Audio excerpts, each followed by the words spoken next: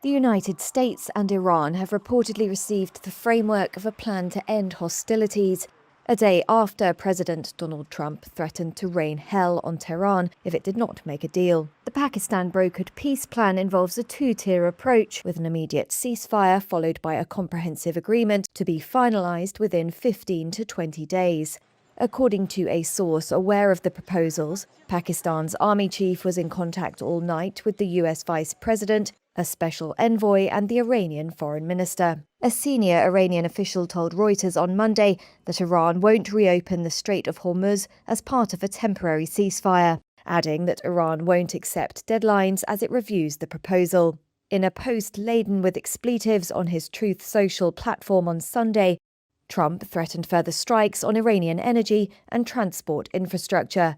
That's if Iran failed to make a deal and reopen the strait by Tuesday. Anwar Gargash, an advisor to the UAE president, said any settlement must agree access through the channel.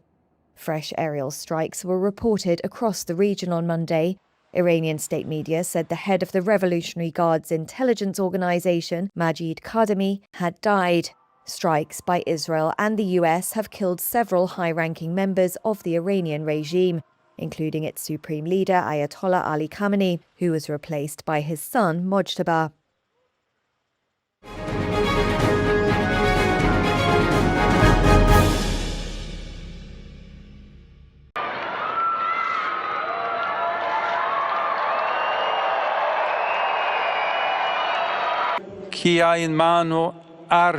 Let those who have weapons lay them down. Let those who have the power to unleash wars choose peace, not a peace imposed by force, but through dialogue, not with the desire to dominate others, but to encounter them.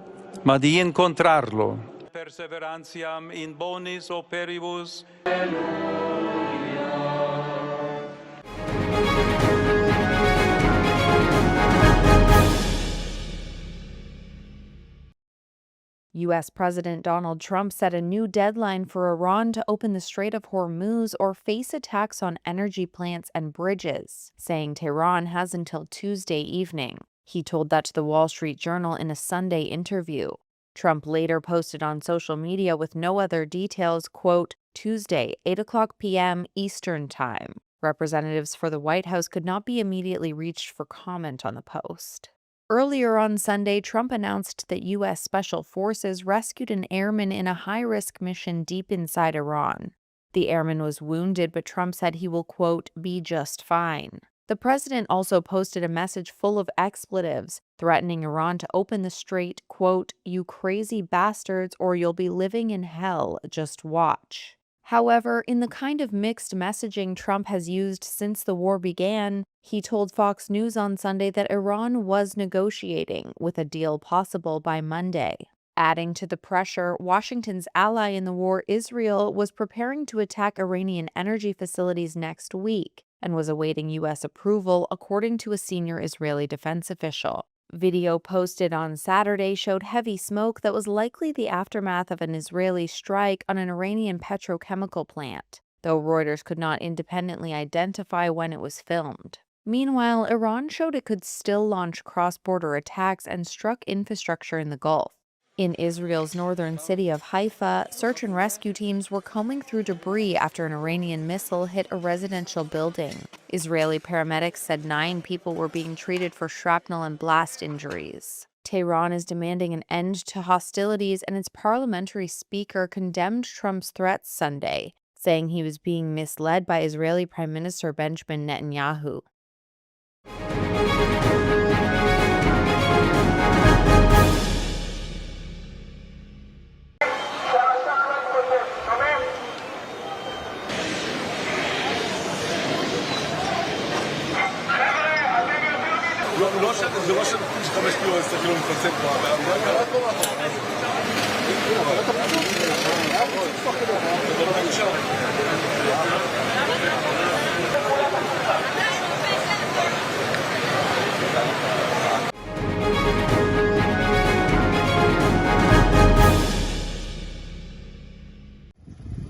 Serbia said on Sunday that explosives of devastating power were found near the Turk Stream pipeline.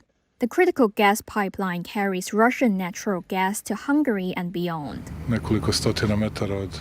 Serbian President Aleksandar Vučić said there were 2 large packages of explosives with fuses. He added that the investigation is still ongoing, and that both Hungary and northern Serbia would not have gas if the pipeline had been interrupted there. In a Facebook post, Hungarian Prime Minister Viktor Orbán said he had called a special defense council meeting on Sunday. The incident comes a week before pivotal elections on April 12 in Hungary. Nationalist Orbán fights to hold on to his more than 16-year grip on power, with his party trailing the opposition Tisza party in polls. Orbán had in February scaled up security around energy infrastructure in the country. He has upped the stakes in the election, saying that it was a choice between war or peace. Budapest has also been in a dispute with Ukraine over a halt in oil supplies via the Druzhba pipeline. Orbán's Fidesz party has sought to associate opposition leader Peter Magyar with Brussels and Ukraine, suggesting that voting for his Tisza party means voting for tanks and war.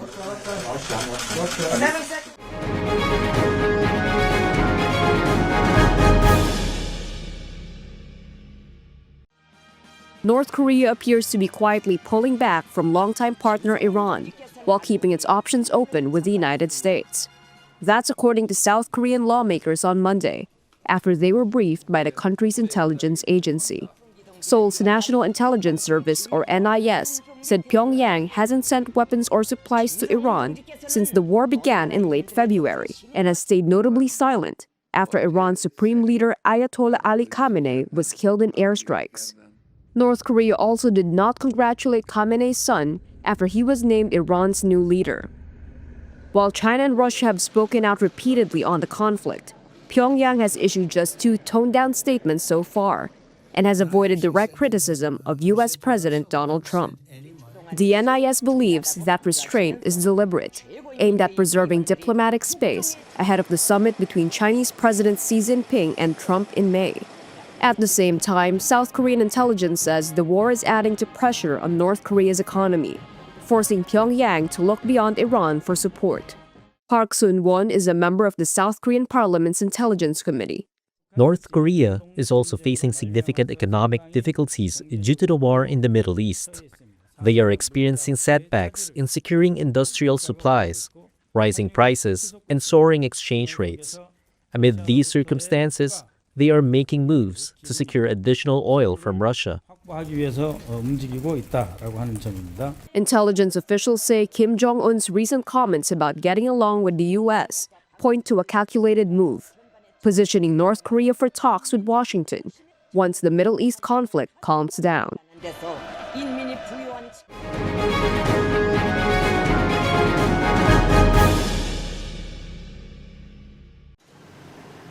An artisan carefully paints a tiny figurine, steady hands bringing a character to life. This kind of detailed work is the signature of Motmo Studio, a small business making handcrafted art toys inspired by Thai folklore.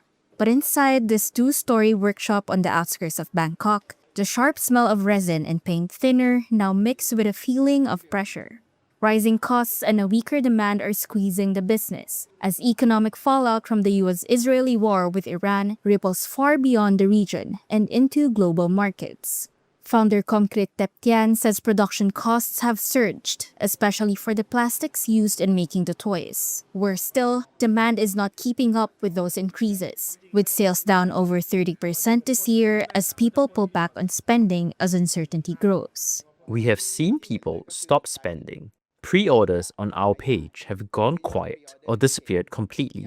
I understand that everything is getting more expensive. At the same time, it is difficult to market when the news is all about crisis, which makes people anxious. They would rather save money for essentials like food than spend on products like this. Motmo Studio was founded in 2018 and managed to grow through the COVID-19 pandemic. It now employs 10 people and is relying on remaining funds and existing orders to keep cash flowing. It's one of many firms to see disruption to oil and petrochemical supplies as a result of Iran's move to close the key Strait of Hormuz shipping route. that has pushed up prices for plastics and polymers, materials used in everything from auto parts to toys. With limited options, Comcrit says he plans to hold on for a few more months before deciding what comes next. We are like small trees within a larger ecosystem. Before the big trees die, the small ones go first. At the same time, we are seedlings that could grow into businesses capable of generating income from overseas and supporting supply and demand in the domestic economy. So we need policies to support us. Even if we are small, we are still part of the same ecosystem.